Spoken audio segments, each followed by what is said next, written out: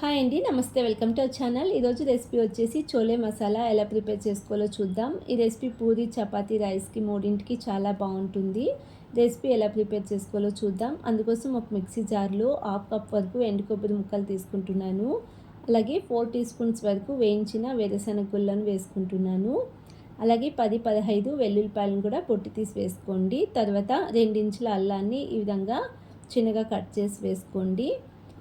అలాగే 4 లవంగాలు, ఒక 1 ఇంచు చెక్కను కూడా వేసుకొని కొద్దిగా వాటర్ వేసుకొని ఈ మసాలాను గ్రైండ్ చేసుకుందాం. ఈ విధంగా గ్రైండ్ చేసుకున్న తర్వాత కొద్దిగా కొత్తిమీరను వేసుకొని మరొకసారి గ్రైండ్ చేసుకుందాం. ఇలా మసాలా గ్రైండ్ చేసుకుని పక్కన పెట్టుకోండి. తర్వాత స్టవ్ పైన కుక్కర్ పెట్టుకుని ఇక్కడ 2½ టీ స్పూన్ వరకు ఆయిల్ వేసుకుంటున్నాను.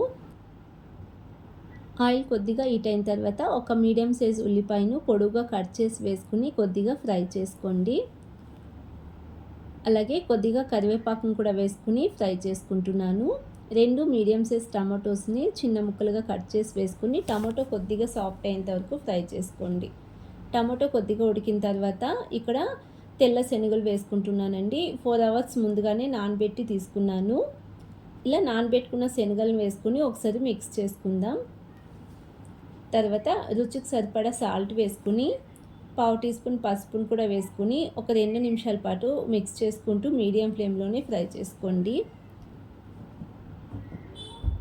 అలాగే ఇందులోనే 1½ టీ స్పూన్ వరకు ధనియాల పౌడర్ వేసుకుంటున్నాను. తర్వాత రుచికి సరిపడా కారం వేసుకోండి. నేను 1½ టీ స్పూన్ కారం వేసుకుంటున్నాను. ఈ కారం కొద్దిగా ఒక 2 మినిట్స్ ఫ్రై చేసుకోండి, పచ్చివాసన పోయేంత వరకు. ఈ విధంగా లో ఫ్లేమ్లోనే ఫ్రై చేసుకుని మేము ఇందాక గ్రైండ్ చేసి పక్కన పెట్టుకున్న మసాలా యాడ్ చేసుకుంటున్నాను. ఈ మసాలాను జస్ట్ మిక్స్ చేసుకుంటే సరిపోతుందండి. ఇక్కడ మసాలా ఫ్రై చేసుకున్న అవసరం ఏం లేదు. ఈ విధంగా లో ఫ్లేమ్లోనే 2 నిమిషాల పాటు మసాలా బాగా ఈ విధంగా మిక్స్ చేసుకుని గ్రేవీకి సరిపడా వాటర్ వేసుకుందాం. నేను ఇక్కడ 1½ గ్లాస్ వరకు వాటర్ వేసుకుంటున్నాను. మీరు గ్రేవీ కన్సిస్టెన్సీ చూసుకొని వేసుకోండి.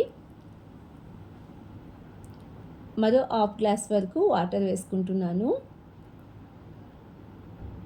ఇక్కడ కుక్కర్ మూత పెట్టి 2 విజిల్ ఉడికించుకుంటున్నాను. 2 విజిల్ తర్వాత కుక్కర్ ప్రెజర్ నార్మల్గా పోయిన తర్వాత కొద్దిగా చల్లారిన తర్వాత చూపిస్తున్నాను. చూడండి గ్రేవీ ఎంత చక్కగా వచ్చిందో. ఇలా ఒకసారి మీరు కూడా తప్పకుండా ట్రై చేయండి. పూరికి, చపాతీ, రైస్కి, రోటీకి అన్నింటికి చాలా చాలా బాగుంటుందండి. అలాగే రెసిపీ నచ్చినట్లయితే ప్లీజ్ ఛానల్ని సబ్స్క్రైబ్ చేసుకోండి, లైక్ చేయండి, షేర్ చేయండి.